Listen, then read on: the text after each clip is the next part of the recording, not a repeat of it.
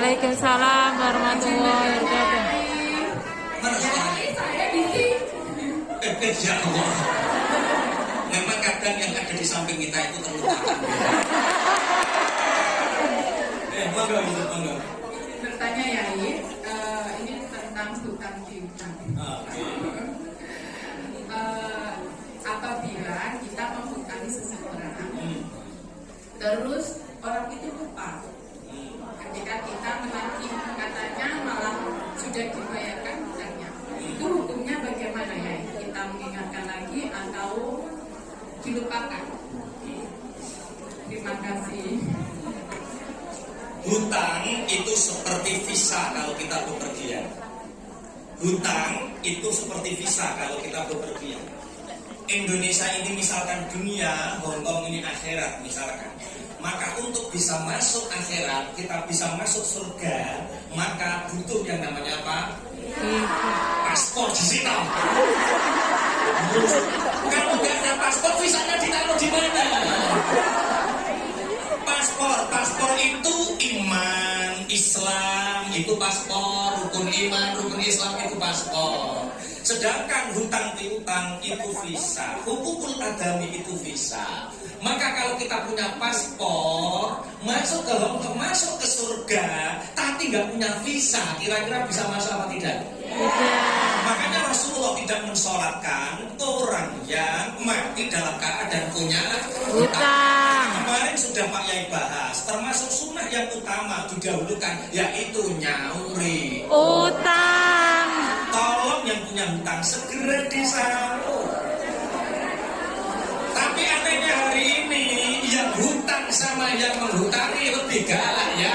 Utang. Orang hutang sekarang itu saat hutang, Masya Allah, saat meminta hutang seperti malaikat rahmat. Ya Allah seperti ini, seperti malaikat rahmat. Tapi ketika ditagih yang hutang seperti malaikat adab. Percicilan mencucu ya Allah. Oke, ini ada lupa. Menurut yang hutang dia sudah bayar, yang menghutangi merasa belum pernah dibayar. Dalam Islam ada namanya hukum sulh. Kita namanya as-sulh. Dalam jual beli ada namanya as-sulh. Makanya kemarin sudah tak jelaskan waliyakum bainakum katibun bil adl. Kalau kalian menikah, maka catatlah. Saksikan dua orang yang adil, karena pernikahan itu penting. Kalau menikah tanpa catatan, berarti menganggap pernikahan itu tidak Penting. Tidak penting, tidak sah. Karena pernikahannya tetap sah, tapi dianggap tidak Penting. sehingga kadang mudah ditinggalkan karena tidak ada bukti otentik pernikahannya. Maka kalau nikah harus dicatat, kemudian difoto, di video. Kalau tidak dicatat, sampai tak nikah misalkan, tidak catatan, tidak ada video, tahu-tahu sampai ketemu sama Pangeran Qatar misalkan. Dan Pangeran Qatar senang kalau sampean. Saya mengatakan ini istri saya, tidak. Pangeran Qatar nggak ada bukti. Nah, hutang piutang, dawuh Gusti Allah waliyakum bainakum katibun bil adl. Kalau di antara terjadi hutang piutang di antara kalian, yang dianggap hutang ini besar, datangkan dua orang saksi. Kemudian catat saya sebagai pihak pertama atas nama Siti Arofah menghutangi saudara pihak kedua bernama Dewi Astuti. Loh, Dewi Astuti. Nah, kemudian sewaktu-waktu terjadi perselisihan, maka kami rela dituntut sesuai peraturan dulu. Nah, akhirnya tanda tangan saksi dua, tanda tangan, tadi yang tanda tangan 4 orang. Oke, itu yang benar. Repotnya hutang piutang jarang yang terjadi seperti ini. Kemarin tak jelaskan banyak TKW yang pulang tidak bawa apa-apa karena masalahnya hutang. Wong loro gandengan sing digandengno paspore siji. Akhirnya sing dimbek-mbek yo sing siji. Sing siji kabur. Lah orang ini besok dia ibarat masuk negara orang lain, tidak punya visa. Sregepo kaya apa nek ibadah, sujute gak karu-karuan, tahajud duha dilakoni, deres Quran tapi gak bayar utang titengono. Kowe mung duwe paspor tapi ora duwe visa. Terus bagaimana kalau seperti itu? Begini, jangan persulitkan hidup kita nanti di akhirat hanya gara-gara hutang. Kalau saya enggak, saya tiap bulan itu menghutangi orang sekian-sekian juta. Itu setiap tanggal 25 Ramadan itu tak surati, Mas sampean duwe utang aku sakmene, tak kei pilihan telu, nyaur. Tapi kondo, sing ning ada ikrar. Kondo itu apa? Masa ngomong kondo itu masa ngomong. Oh bilang loh ngomong ke sini. Sebenarnya penting bilang ngomong. Saya pengajian ngomong ini betul-betul sah saya. Kemarin dipatek-patek no saya diomong-ngomong. Pangapunten. Ini begini, oke. Yang kedua pilihannya bayar separuh. Kalau memang nggak kuat bayar, bayarnya separuh. Tapi harus bilang kondo.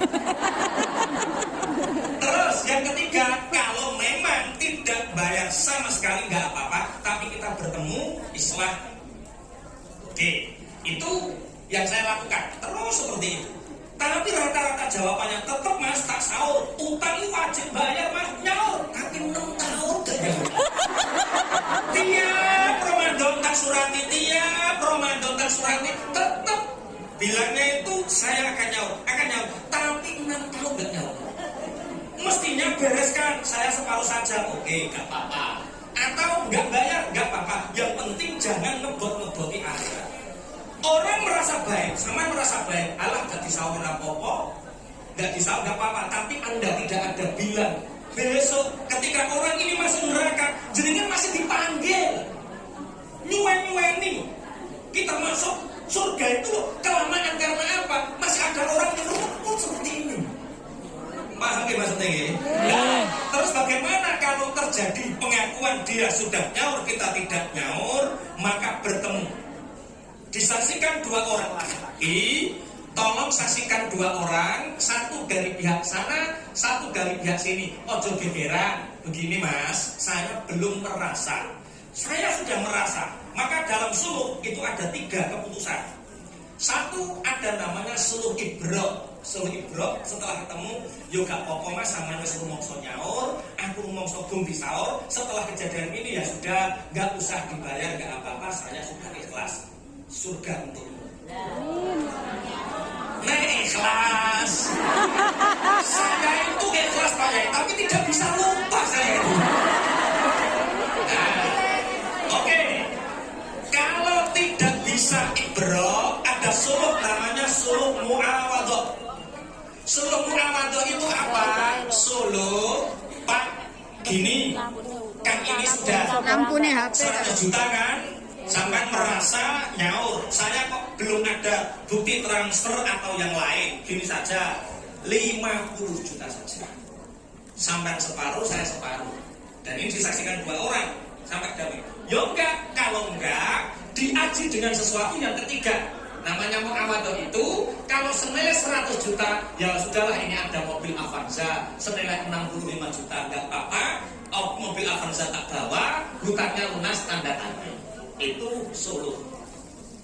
Kalau orang-orang tujuannya baik, kalau sana Islamnya baik, sini baik, terjadi seperti ini seneng.